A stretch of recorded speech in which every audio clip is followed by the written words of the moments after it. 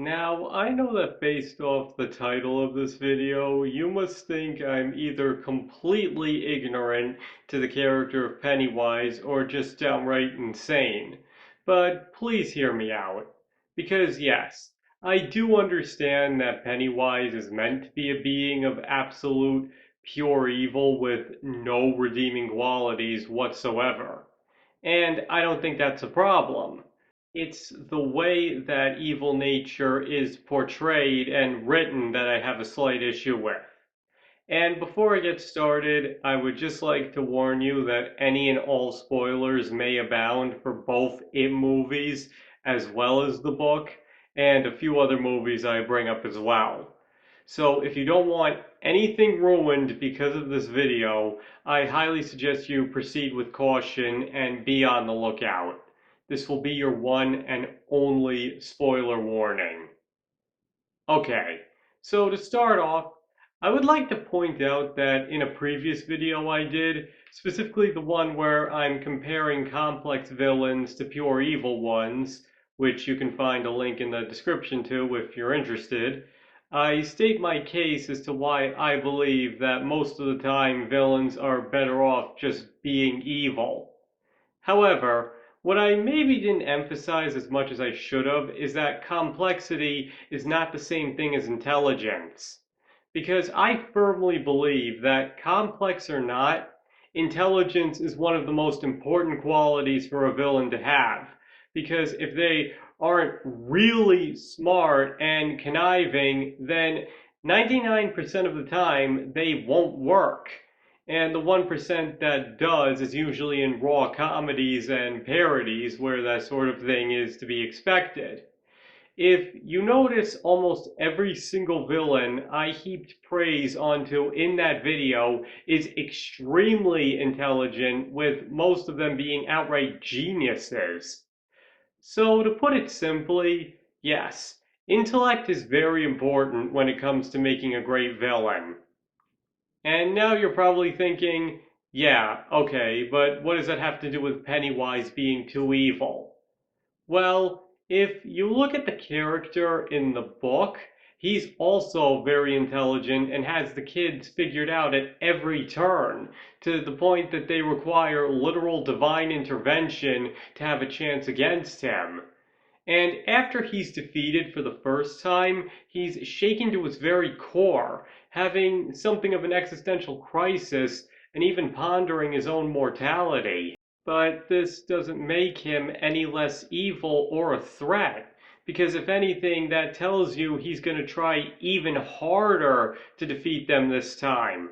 Because even though his confidence has taken a hit, you know he's going to be out for revenge, as well as want to prove to himself he's everything he always thought himself to be.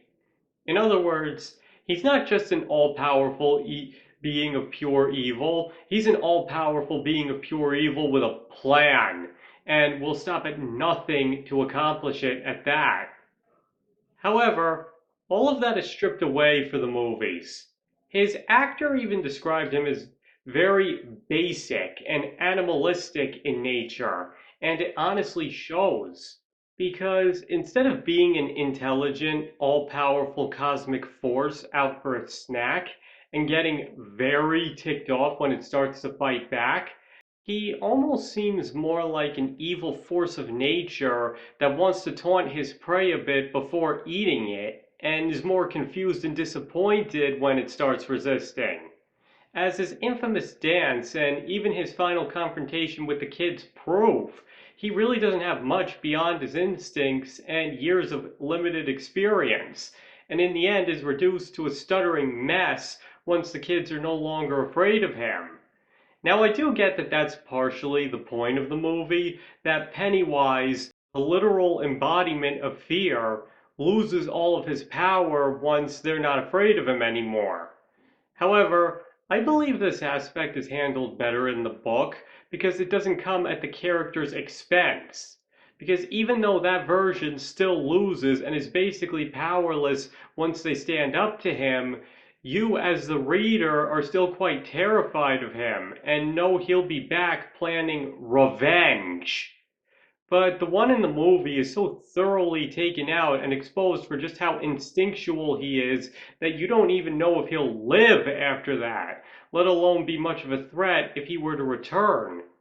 And yes, you probably would still be scared of him, but the question is more about what he'll do in desperation rather than what he has in store for these kids who dared stand up to him. To oversimplify it, the downplaying of his intellectual side makes him subconsciously seem less like a threat as a result. Now, the other problem I have in this regard is just how obviously non-human he is. Think about it. From the instant you meet him, you know there's something seriously off with this guy. And before long, it's made clear that he's not even human at all.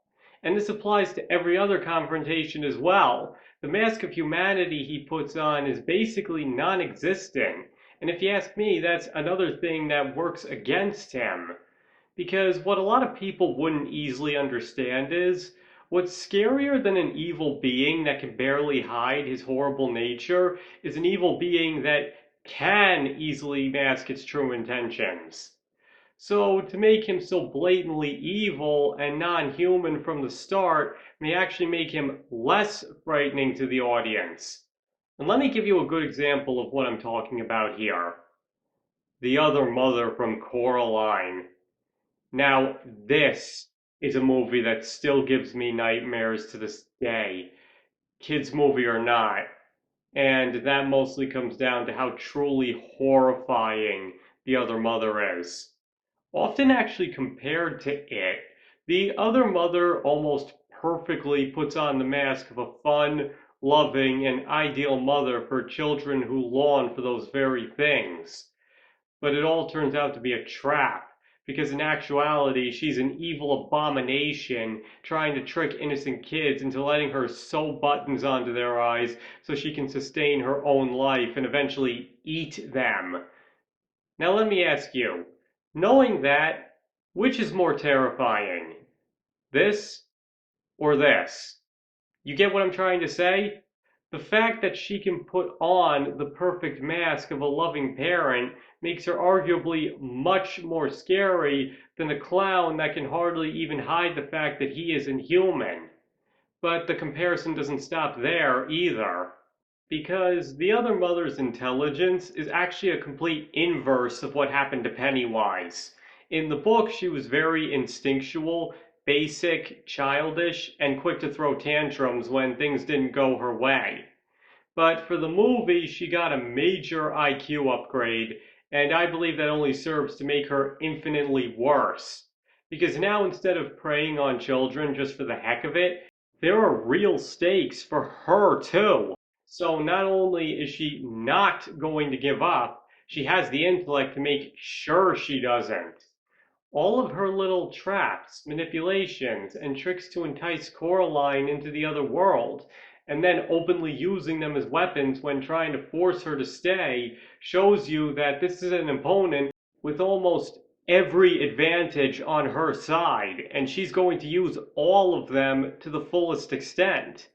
And what makes it even worse is that at the start, she perfectly sells you on being a perfectly loving alternate counterpart to Coraline's mother. So much so that even the audience is horrified by her proposition and what she intends to do rather than just Coraline herself, because her mask worked so well up until that point. And as a result of that, this is arguably much worse than this. Specifically because in her case, you don't see something like that coming, making Coraline's stunned, silent staring very understandable, because that's exactly what the audience is doing too.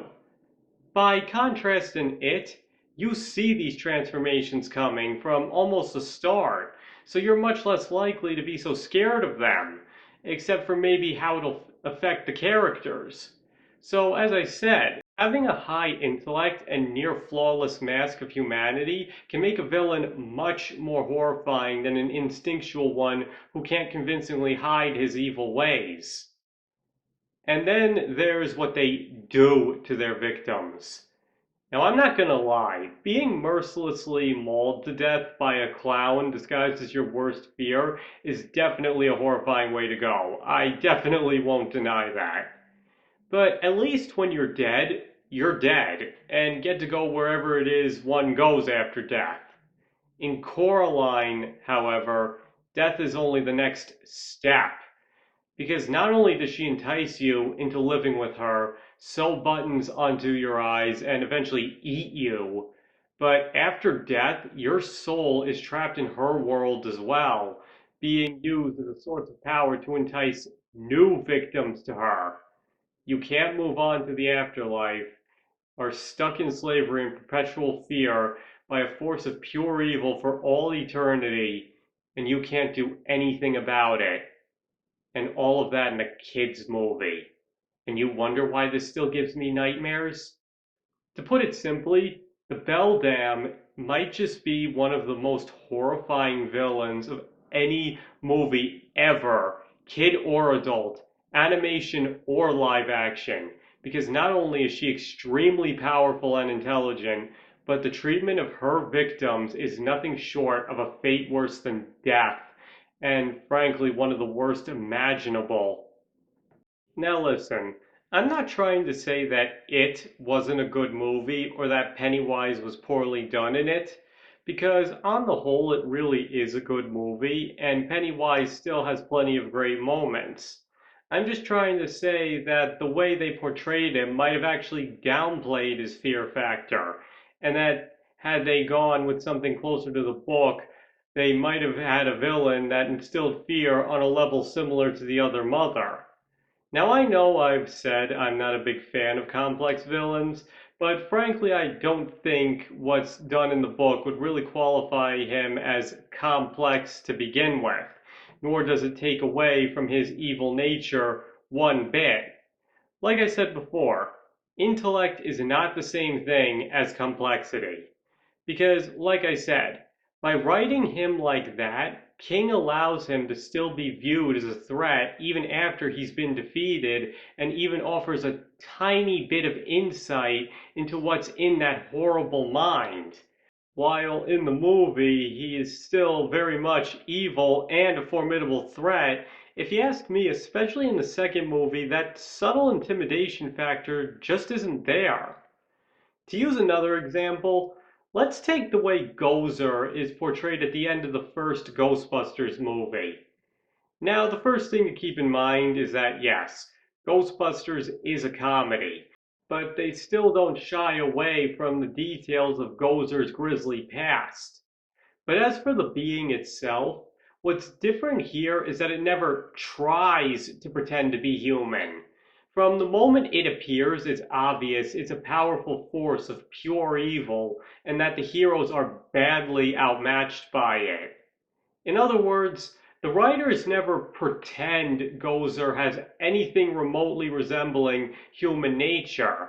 So for it to be seen as dangerous and otherworldly from the start only makes it scarier, because it feels like there's no way the Ghostbusters can possibly defeat it, even when it takes on the form of a marshmallow man. Whereas with Pennywise, it having a mask that breaks through so easily spells out to the audience immediately what's coming next. So when he pulls out the big guns, you're somewhat expecting it. But by contrast with Gozer, because there is no mask to drop, you're instead left scared by what it'll do rather than what it's capable of doing in the first place. Basically, you know it has almost limitless power, but you have no idea how it'll use it. But because Pennywise drops its pretenses so quickly, you get a rather good idea from the start what he's capable of, and thus aren't as scared by the thought of what he'll do next whenever he appears. Okay, I think I've made my point pretty clear on that. But all I was really trying to say is intelligence is key when it comes to villains, and I think that making Pennywise a more instinctual creature actually took away from his fear factor rather than added to it. Because, like I said, complex villain or not, if a villain isn't intelligent, then 9 times out of 10, they won't be a good villain. There are other factors too, yes, but I think intelligence is the most important one. And as I've already shown, an intellect made a character that was otherwise very similar to Pennywise arguably much scarier than him as a result. And ironically enough, maybe letting him have more of his existential moments from the book could have also helped him be more terrifying as well. Okay, I'm done talking about that. But now I'd like to hear your thoughts. Do you think Pennywise was too evil and instinctual in It? Or do you think he was terrifying in that I don't know what I'm talking about? Please feel free to tell me in the comments. And as always, you are free to disagree with me on this. I absolutely do not fault you for having your own opinion on the subject. And thank you all for watching. I really appreciate it, and I hope to see you all next time.